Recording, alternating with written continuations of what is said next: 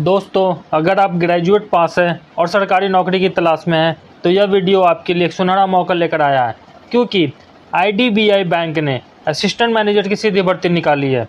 यहाँ आपको मिलने वाली है 80,000 रुपये तक की शानदार सैलरी, और जो पोस्ट आई है वो 676 पोस्ट के लिए वैकेंसी आई है। दोस्तों, तो इस वीडियो में हम बात करेंगे योग्यता, चयन प्रक्रिया, आवेदन की तिथि और आयु सीमा, और सबसे ज़रूरी बात, फॉर्म कैसे भरें, वो भी बिना गलती के। तो अगर आप एक अच्छी सरकारी नौकरी पाना चाहते हैं और पूरा प्रोसेस सही तरीके से जानना चाहते हैं तो इस वीडियो को बिल्कुल स्किप नहीं कीजिएगा। अगर चैनल को सब्सक्राइब नहीं किए हैं तो सब्सक्राइब कर लीजिए, क्योंकि यहाँ मिलती है आपको सरकारी नौकरी की अपडेट सबसे पहले, वो भी बिल्कुल सही और क्लियर तरीके से। तो चलिए दोस्तों, हम लोग पहले देखते हैं जो वैकेंसी आई है ऑप्शन नोटिफिकेशन वहाँ से। यहाँ पर देखिए दोस्तों, आईडीबीआई बैंक, बैंक ऐसा दोस्त जैसा। आगे हम लोग देखते हैं जो वैकेंसी आई है उसका डिटेल। तो यहाँ पर थोड़ा सा जूम कर लेते हैं। Advertisement number 3/2025-26। यहाँ पर देखिए, recruitment of junior assistant manager JAM grade O, मतलब जो आपका जॉब है वो ग्रेड ओ लेवल का है। 2025-2026 IDBI bank limited invites the online application form for eligible candidates for the post of junior assistant manager JAM grade O. ठीक है, हम लोग आगे देखते हैं जो वैकेंसी डिटेल हो क्या है। Junior assistant manager JAM grade O, total जो वैकेंसी है 676 पदों के लिए है। और जो कैटेगरी वाइज है आप लोग एक बार देख लीजिए कौन से कैटेगरी के लिए कितने वैकेंसी आई है। जो आपका कट ऑफ डेट है, आपका जो एज काउंट होगा 1 मई 2025 से काउंट होने वाला है। एडवर्टीजमेंट डेट है 7 मई 2025। फॉर्म भरने का जो डेट है 8 मई 2025 से लेके 20 मई 2025 तक है। तो आप लोग देख लीजिएगा और अप्लाई जल्दी से जल्दी कर दीजिएगा, क्योंकि अगर आप लेट से अप्लाई करोगे तो सर्वर डाउन हो जाता है। Tentative date of online test कब होगा एग्ज़ाम आपका? जून 8, 2025 संडे पड़ रहा, मतलब आपके पास अभी भी पूरे तरीके से 1 महीने का फुर्सत है, 1 महीने का टाइम है। आगे हम लोग देखते हैं जो एलिजिबिलिटी क्राइटेरिया है वो क्या है, कौन कौन से लोग एलिजिबल हैं। तो पहले एज की बात करते हैं। एज के बारे में देखिए क्या लिखा हुआ है। एज के बारे में लिखा हुआ मिनिमम आपका 20 ईयर्स होना चाहिए, मैक्सिमम आपका 25 ईयर्स होना चाहिए। और जो कैटेगरी वाइज जो एज में छूट प्रदान की जाएगी, जैसे SC ST OBC वालों के लिए और PWD कैंडिडेट्स के लिए, वो हम लोग आगे देखने वाले हैं कितने साल की छूट प्रदान की जाएगी।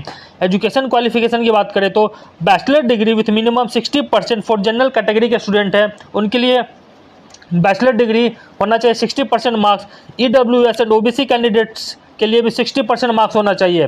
और जो 55% मार्क्स है वो SC ST और PWBD कैंडिडेट्स के लिए है। इन एनी डिसिप्लिन प्रोमा यूनिवर्सिटी AICTE अप्रूव होना चाहिए, UGC अप्रूव होना चाहिए। ठीक है, और मोस्ट इंपॉर्टेंट यहाँ पर देखिए क्या लिखा हुआ है, passing only a diploma course will not be consider as the qualifying the eligibility criteria. आप लोग ग्रेजुएशन नहीं किए हैं और आप लोग इस फॉर्म को नहीं फिल कर सकते हैं।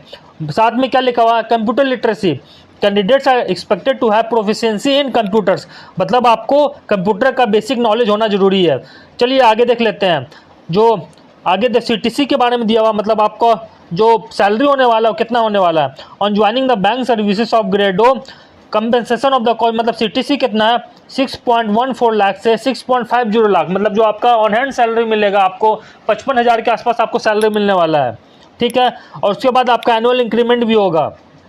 आगे हम लोग देख लेते हैं कैरियर प्रोस्पेक्टस के बारे में क्या लिखा हुआ है। यहाँ पर देखिए, आप पहले स्टार्ट में जो ज्वाइन करोगे तो कौन सा ग्रेड पे होगा, ग्रेड ओ लेवल पे होगा। उसके बाद अगर आप 3 साल अगर काम कर ले तो आईडीबीआई में, तो आपका जो ग्रेड होगा ग्रेड ए लेवल पे आ जाएंगे आप लोग। आपका सैलरी कम से कम होने वाला है 80,000 से लेके 1 लाख के बीच में।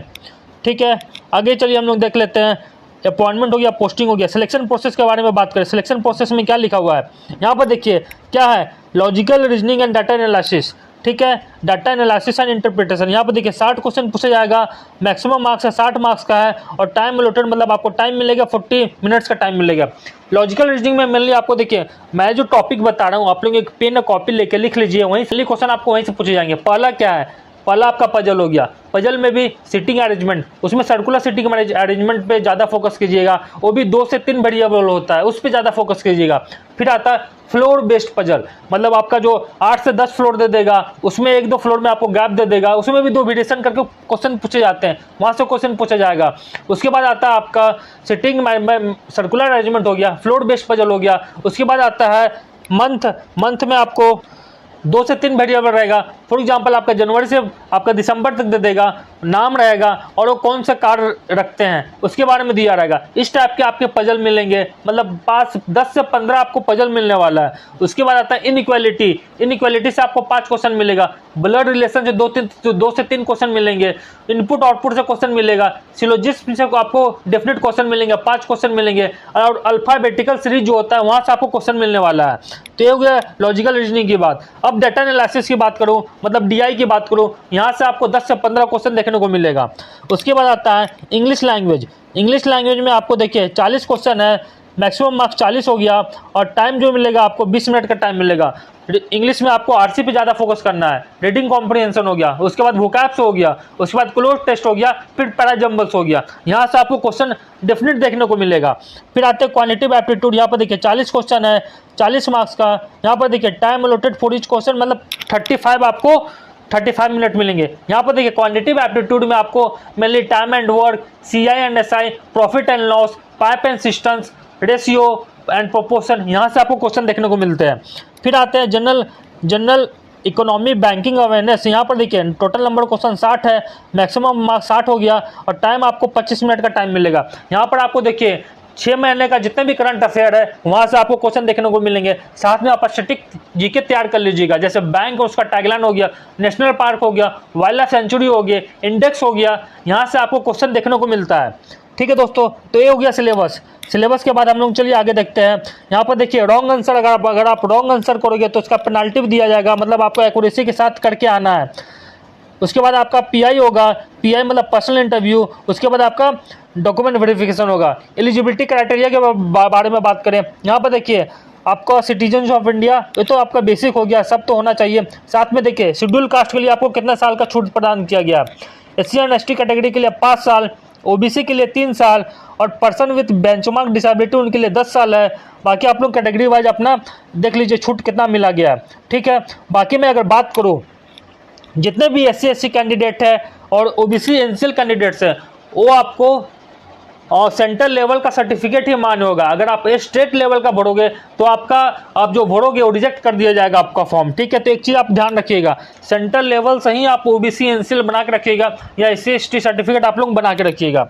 ठीक है, चलिए आगे हम लोग देखते हैं। एजुकेशन क्वालिफिकेशन मैंने बोल दिया था, bachelor degree with minimum 60% marks किसके लिए, general, EWS and OBC candidates के लिए। और जो 55% मार्क्स है वो किसके लिए, एससी एसटी और पीडब्ल्यूबीडी कैंडिडेट्स के लिए 55% मार्क्स चाहिए होगा। ठीक है, बाकी तो हो गया। हाउ टू अप्लाई कैसे करना है, यहाँ पर मेन चीज़ है candidates can apply through online form. 8 मई से स्टार्ट हो गया, मतलब आज से ये स्टार्ट हो गया है। 20 मई तक आप लोग फॉर्म भर सकते हैं। आप अपना ईमेल आईडी हो गया, फ़ोन नंबर हो गया, जो चालू है वो आप लोग करके रखिएगा। Scan photograph and thumb impression, handwritten declaration. यहाँ पर देखिए हैंड रिटन डिक्लेरेशन के बारे में यहाँ पर दिया हुआ है, ये आपको लिख के फोटो क्लिक करके आपको अपलोड करना होगा। ठीक है, उसके बाद चलिए आगे देखते हैं।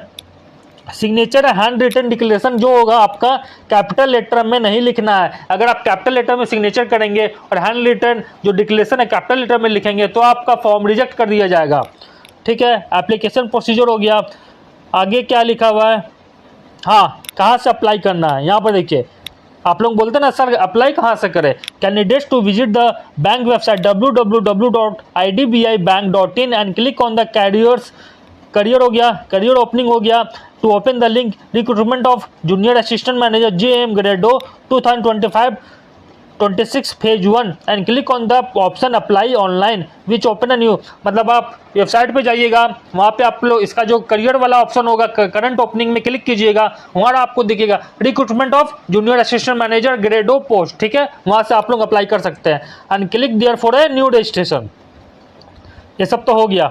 तो दोस्तों मैंने आपको बता दिया जो IDBI की वैकेंसी आई है उसके बारे में। मेन चीज़ यहाँ पर देखिए आपका जो फी लगेगा, ऑनलाइन फ़ी पेमेंट कितना है 250 for SC ST and PWBD candidates, ठीक है। और जो 1050 प्लस आपका जो भी GST चार्ज लगेगा वो आपको लगेगा जितने भी अदर कैंडिडेट हैं, चाहे आप OBC से बिलोंग करते हैं, चाहे EWS से बिलोंग करते हैं, चाहे आप ओपन से हैं, तो आप लोगों को 1050 रुपये लगने वाला है। आगे चलिए हम लोग देखते हैं आगे क्या है। आगे तो मैं सब आपको बता दिया हूँ जो भी इसे इंपॉर्टेंट डिटेल है। हाँ, यहाँ पर देखिए एज के बारे में आपको दिया, कौन कौन से डॉक्यूमेंट आपको रेडी करके रखना है।